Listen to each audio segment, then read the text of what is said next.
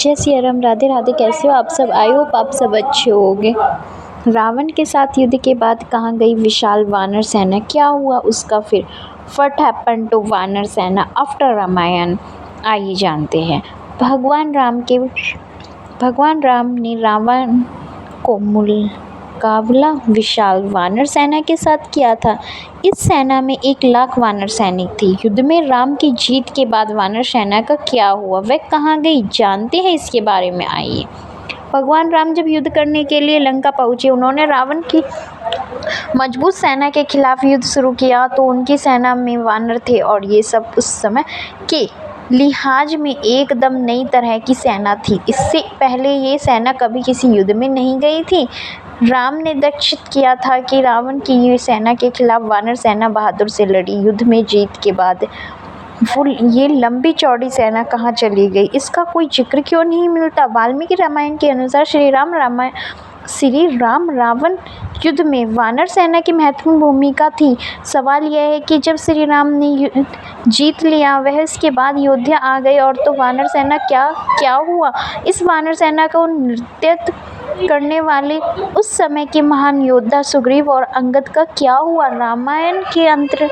रामायण के उत्तरकांड में उल्लेख है कि जब लंका से सुग्रीव लौटे तो उन्हें भगवान श्री राम के किष्किंधा का राजा बनाया।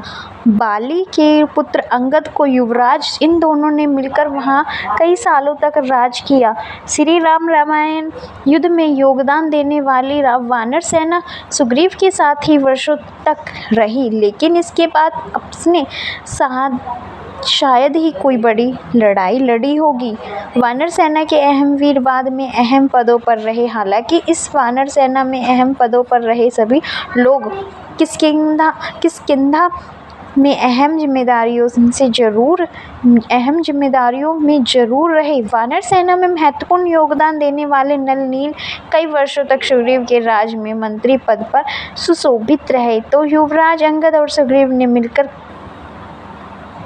किष्किंधा के राज्य को और बढ़ाया। गौरतलब है कि किष्किंधा आज भी है। कहाँ है किष्किंधा कर्नाटक में तुंगभद्रा नदी के किनारे है। ये बेल्लारी जिले में आता है, जबकि विश्व प्रसिद्ध हम्पी के बिल्कुल बगल में है। इसके आसपास प्रकृति खूबसूरत बिखरी हुई है और किष्किंधा के आसपास आज भी ऐसे ही गुफाएं हैं और जगह है जहां राम और लक्ष्मण रुके थे। वहीं किष्किंधा में वो गुफाएं भी है जहां वानर साम्राज्य था। इन गुफाओं में अंदर रहने की खूब जगह है। दंडकारण्य यही है। किष्किंधा के ही आसपास काफी बड़े इलाके में घना वन फैला हुआ है। इसे दंडक वन या दंडकारण्य वन भी कहा जाता है। यहाँ रहने वाले ट्राइब्स को वानर कहा जाता है। इसका अर्थ होता है कि वन में रहने वाले लोग। रामायण में किष्किंधा के पास जिस ऋष्यमुख पर्वत की बात कही गई है, वह आज भी उसी समय से तुंगभद्रा नदी के किनारे स्थित है। यहीं पर हनुमान जी के गुरु पतंग ऋषि का आश्रम था। कैसे बनाई गई वानरों की सेना, विशाल सेना? जब ये पक्का हो गया कि सीता का रावण ने कैद करके लंका में रखा हुआ है, तो आनन फानन में श्री राम ने हनुमान और सुग्रीव की मदद से वानर सेना को गठन किया और लंका की ओर चल पड़े। तमिलनाडु की एक लंबी तटरेखा है जो लगभग 1000 किलोमीटर तक विस्तारित है।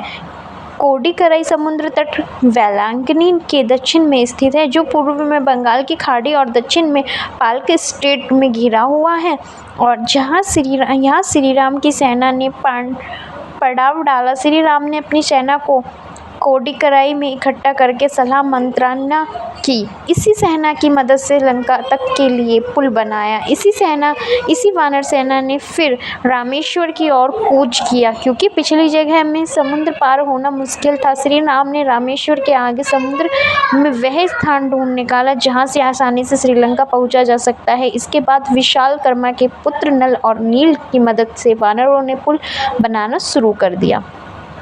वानर सेना में अलग झुंडे थे।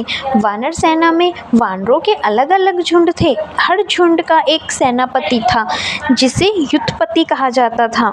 युद्धार्थ झुंड लंका पर चढ़ाई के लिए सुग्रीव ने भी वानर तथा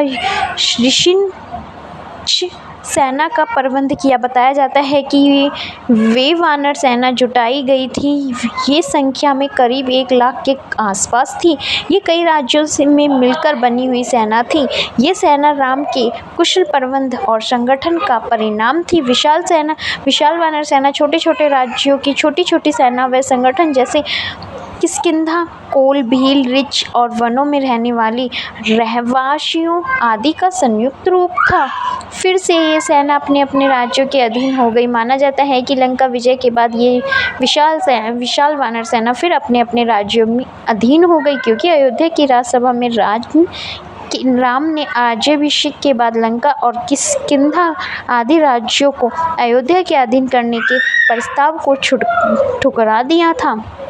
ये वानर सेना राम के राज्याभिषेक में अयोध्या भी गई और फिर वापस लौट आई। जय सिया राम। वीडियो अच्छी लगी हो तो प्लीज़ चैनल को लाइक एंड सब्सक्राइब करना ना भूलें। Thank you for watching this video.